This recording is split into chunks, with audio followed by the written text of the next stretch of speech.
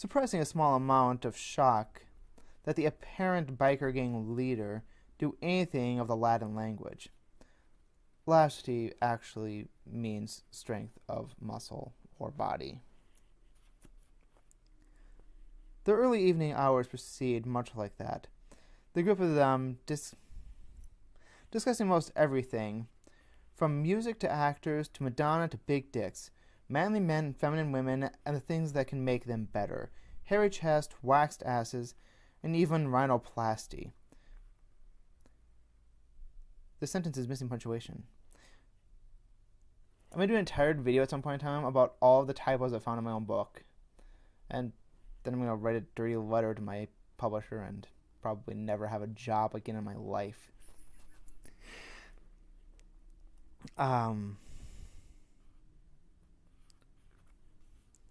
After several more cups of coffee and half a pack of cigarettes on Spooky's behalf, everyone's ready to set back out on the road.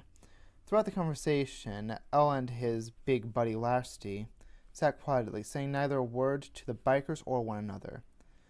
They were seemingly happy listening in, not needing to talk to understand, like a pair of owls.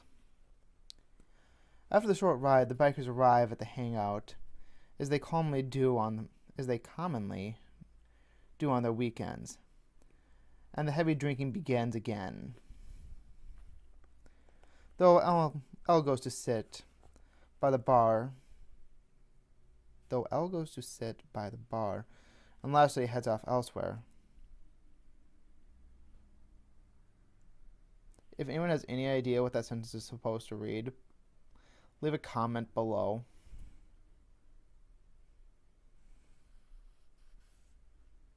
Skipping that. The music is good. The beer is not too bad either. A live mariachi band like you might see in any Mexican or Deep West stage. Taking a good look, Pistol notes that the women aren't looking too bad themselves. Partway through Johnny Be Good, Pistol announces it's time to take a piss and parts from his friends. The bathrooms here at the Lamia's back are divided from the stage by an iron gate and a narrow hallway. The bathroom is amongst the cleanest Pistol has ever seen. Flawlessly beautiful aside from a broken mirror over the sink nearest to the door. Pistol sees that Lasty is in there too. Pistol tries to make small talk, but Lasty never says a word, merely shrugging and grunting in response to any given statement. A new song starts, and the melody is a familiar one to Pistol. It's a country song from the late 70s called Misunderstood. As he reminisces, the sound of gunfire rings out at the club. Pistol laughs uncomfortably. I guess this isn't just my favorite song after all. A child screams, and at that, Pistol quickly rezips his pants and the two men run to see what's the matter.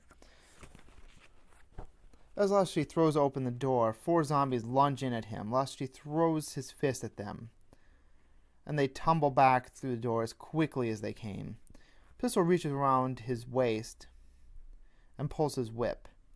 The two of them push their way out of the bathrooms and back to the hall. The scene looks bad. Trash and Spooky are wrestling with the dead. The bartender has turned into a twin-headed demon is getting knocked around by Elle wielding a fire extinguisher.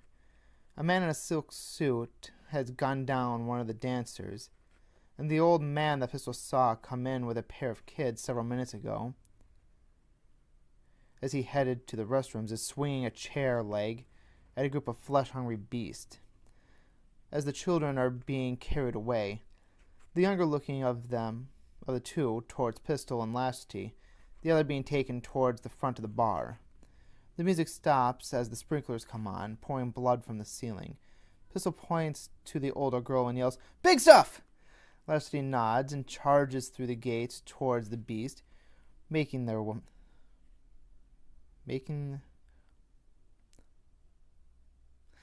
nods and charges through the gates towards the beast, making away with her. This would probably be way faster if I wasn't just a gimpy reader to begin with. I'm definitely going to have to edit this down because I'm up to 15 minutes and I still have 2 pages left in this chapter. Pistol pulls his whip back as the younger girl is carried into range. He lashes just at just the right moment, wrapping the whip around the zombie with the girl.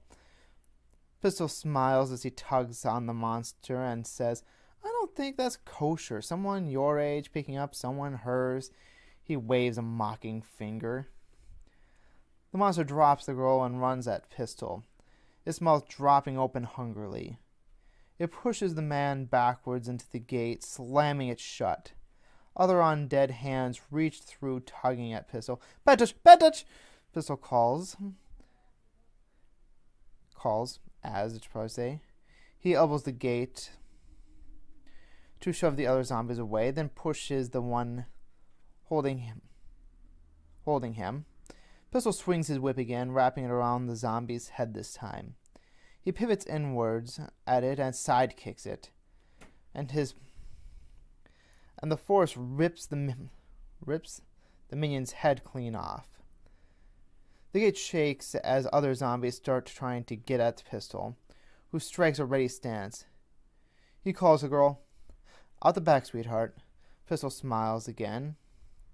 Using his best kitty voice, he says, "I'll follow you in just a sec." Pistol pulls a pair of handcuffs out of his jacket and uses them to chain the gate shut. For the first time, he notices a swirling mist on the ground, which now starts to form a humanoid shape. A hand flies out at him and wraps around his chest as a wolf-like monster with bat wings on its back materializes. It lifts Pistol into the air and begins choking him. "Belmond," it growls. Pistol looks up and down. Hanging from its body are the tattered remnants of the shiny clothing of the band members on it. Pistol looks up and down. Hanging from the body are the tattered remnants of the shiny clothes one of the band members had on. "Thank you. The guitar player," he thinks. The monstrous wolf beast looks at the whip. "Son of Belmond," it snarls. "How many of my brother's souls have you swallowed with that accursed instrument of yours? Do you even know?" The monster whips Pistol at the ground, making a horrible cracking sound. Pistol can't tell whether it was his arm or the cement cracking beneath his feet. He groans in pain. "That really sucked," he mutters as he rolls onto his stomach and starts to stand back up. "Crushing your pathetic body will bring great honor to the Dracul," the monster shouts, kicking him back over as he gets to his feet. Pistol half laughs and half cries as he tries again to stand. "Isn't 1,600 years a long time to hold a grudge?" Pistol backs up against the wall. "Son of Belmond, you and all your ancestors will spend eternity as one of us," the wolf beast bellows. It gets onto all fours and Pistol starts to sidestep it. The monster pounces, and as Pistol brings his arm up to block, it sinks its jaws into Pistol's forearm. They fall into the gate, toppling it with their combined weight. More zombies start to pour into the halls as Pistol and the wolf man growl at one another. Pistol desperately backhands the beast, and to his shock, the monster yelps in surprise. Pistol takes this opportunity to place his foot on the monster's gut and judo throw it off him. The man leaps to his feet and grabs his whip from the ground and recoils it. He takes one last look back at the monster and boyishly salutes it. "We'll have to finish this another time," he jests. Pistol runs away, giving chase to the girl. Okay, I've well exceeded my time. Let me see if I can edit this down in any way, shape, or form. Thank you very much. I will continue with, finally, Chapter 1, starting on page 21. The intro wasn't too long, was it? All right. Next time.